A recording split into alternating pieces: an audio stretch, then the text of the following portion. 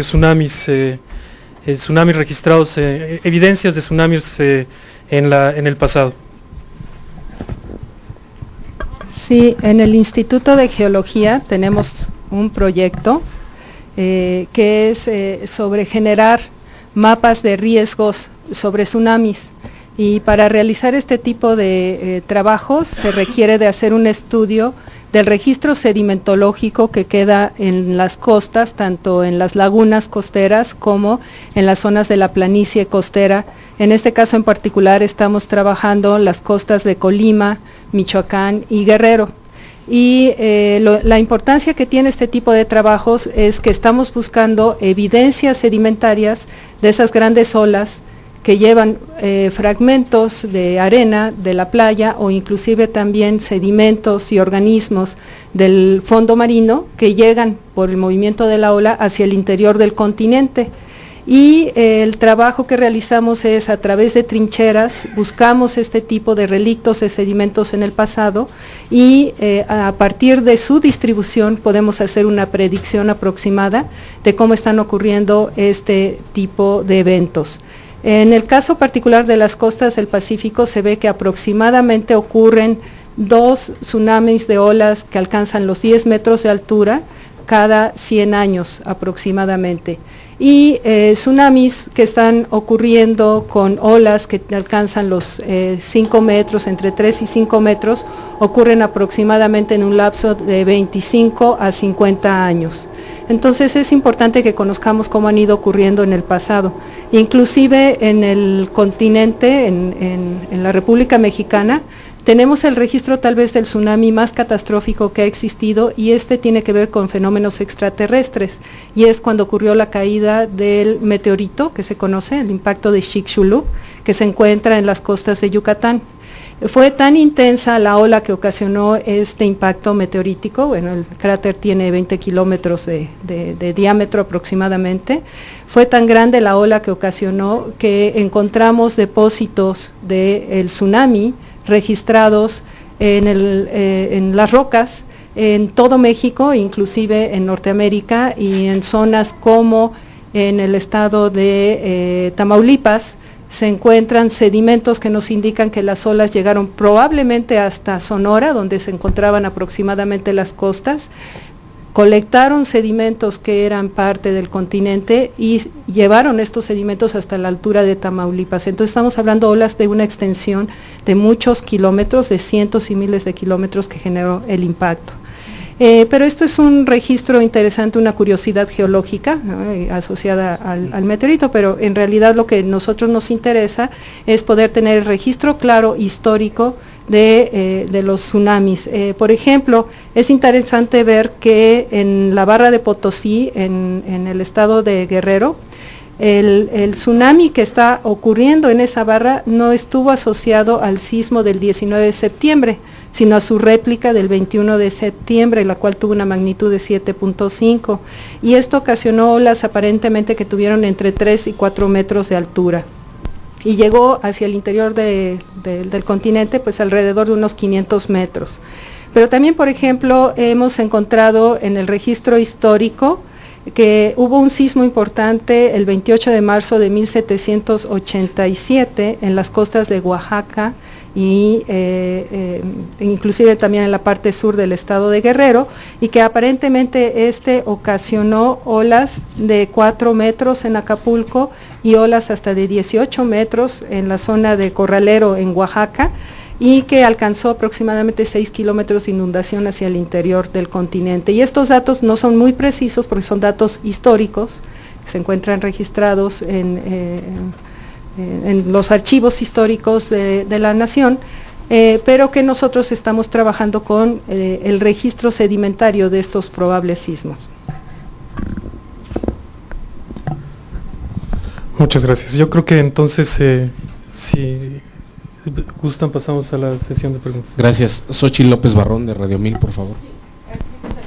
Quisiera saber cuál es el escenario que se espera tras este tsunami, porque según datos de presidencia, desde las 8:40 y tantos de la mañana se esperaba que se registraran olas de alrededor de 2 metros en costas de México hacia el norte.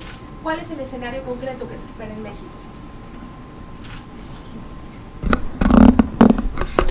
Sí, la información está basada en un modelo corrido en el CICESE por el doctor Modesto Ortiz, que tiene contemplada toda la batimetría y que ha hecho los mejores estudios sobre simulación de tsunamis. Se hablaba de las 8:44 hora local en la parte de Ensenada, en donde se calcularon que podían llegar los oleajes hasta 2 metros de altura, y después pasando a diferentes tiempos en lugares como en Puerto Vallarta, con alturas de 1 ola, en Acapulco, en Salina Cruz, en Puerto Madero, con elevaciones hasta de 1 metro. Esto es muy parecido, si recordamos, al sismo del año pasado, el de Chile, un sismo de magnitud 8.8, este es un poco mayor, 8.9. La distancia de los dos sismos hacia el país es técnicamente la misma. Tardaron también 12 horas en llegar las olas de tsunami que se habían originado en el sismo de Chile del año pasado, y lo que se observaron fueron alturas aproximadamente de 1 metro en la parte cercana, esto es en Chiapas. Este tipo de elevaciones lo que hace es, por la entrada rápida de las olas, mueve embarcaciones pequeñas, las puede golpear contra los muelles, las puede golpear entre sí y dañarlas, por lo cual había la recomendación de que era preferible sacar esas embarcaciones fuera de los puertos o hacia mar abierto, y también la restricción era no estar en la playa, porque aunque son láminas de 1 metro de altura, fácilmente podrían llevar a cualquier persona hacia mar adentro, además de que no era una sola ola, sino que se consideraba que iban a estar llegando una serie de olas con periodos que durarían 30 minutos a 40 minutos. Eso era la estimación, eso se confirmó, ese mismo modelo se corrió para el sismo de Chile y el modelo fue exacto. Entonces, corriendo el modelo para este caso, estos eran las evaluaciones esperadas. Son medidas precautorias. Curiosamente, por ejemplo, a Chile todavía faltan muchas horas para que llegue el tsunami en Chile, aproximadamente entre las 8 y las 9 de la noche, tiempo local de México, y ahí las alturas esperadas son de 4 metros. ¿Por qué? Siendo un tiempo más lejano y una distancia mayor, porque la dirección de las olas es totalmente frontal contra las costas, tanto de Chile como de Colombia y como de Perú. Yo aquí quisiera hacer un paréntesis y recordar lo que dice la doctora Centeno. Es muy importante, vivimos en un país sísmicamente activo, sabemos y conocemos que hay el potencial de un sismo, por ejemplo en la brecha de Guerrero, con estas características de 7.5 a 7.6, que podría generar un tsunami con oleajes esperados de hasta 3 metros de altura en la zona de Guerrero, y con consecuencias importantes en la parte de Acapulco, y también sabemos que puede tener potencialmente efectos importantes en la Ciudad de México. Yo llamaría a la reflexión de lo que estamos viviendo en otro país, pocas consecuencias para México, y que nosotros entonces consideráramos que no estamos exentos de un peligro importante como pudiera ser un sismo en esta zona, por lo cual deberíamos de estar preparados, deberíamos de hacer simulacros, deberíamos de seguir cuidadosamente los planes de protección civil, hacerlo. Si estamos, por ejemplo, imagínense, estamos todos agrupados aquí, reconocer las salidas de emergencia y saber qué hacer en caso de un sismo. Entonces, nada más para precisar, ¿se esperaría movimiento de tierras más allá que oleajes altos ya a estas alturas del día? Como habíamos comentado, horas locales de México, la entrada del tsunami en la parte norte, en la zona de Ensenada, estaría siendo alrededor de las 11 de la mañana, hora local, y terminaría de salir aproximadamente a las 16 horas, hora local de México, por la parte de la costa de Chiapas. Hemos tratado de entrar a los mareógrafos, a las señales, inclusive del CICESE, y simplemente todo está saturado, ¿no?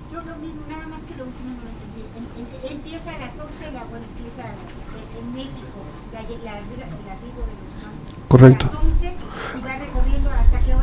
Aproximadamente hasta las 16 horas estaría saliendo pasando la costa de Puerto Madero, que es casi el límite con Guatemala.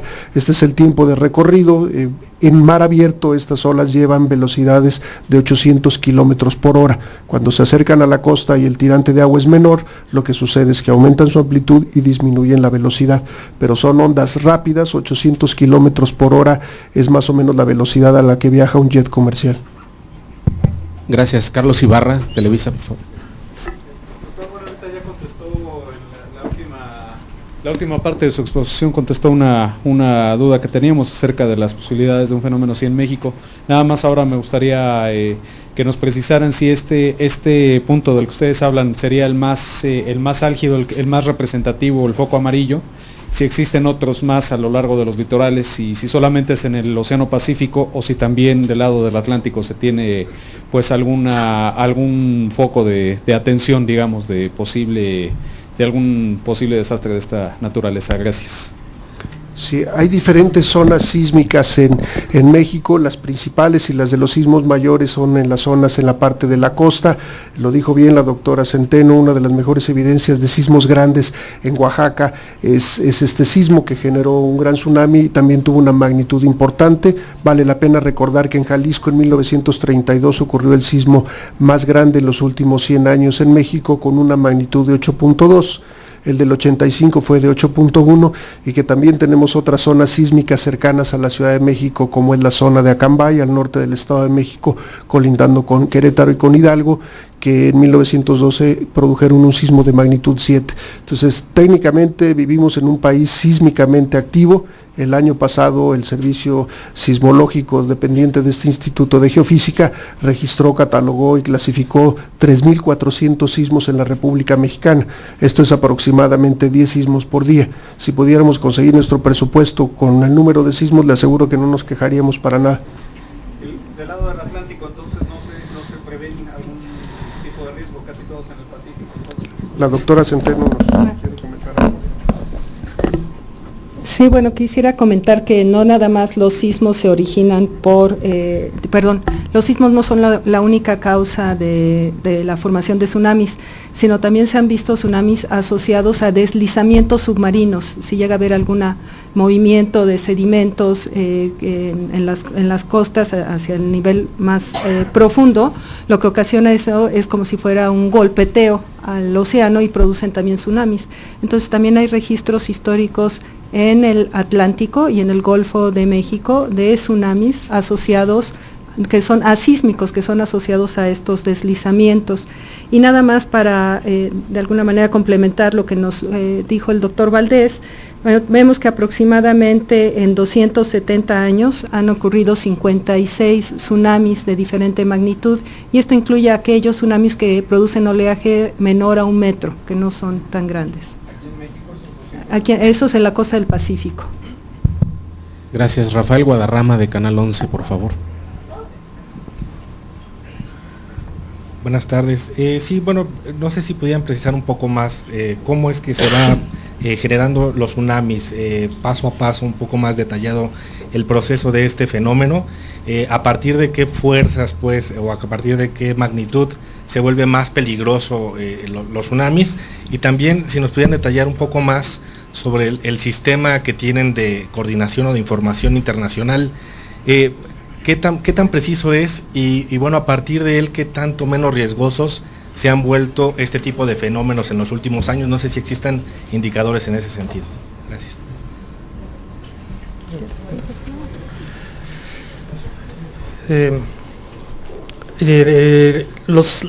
Este tipo de tsunamis provocados por temblores grandes se generan porque cuando un sismo provoca una deformación en el suelo marino importante, cambia repentinamente la columna de agua, y eso provoca entonces que esta columna de agua provoca un desplazamiento horizontal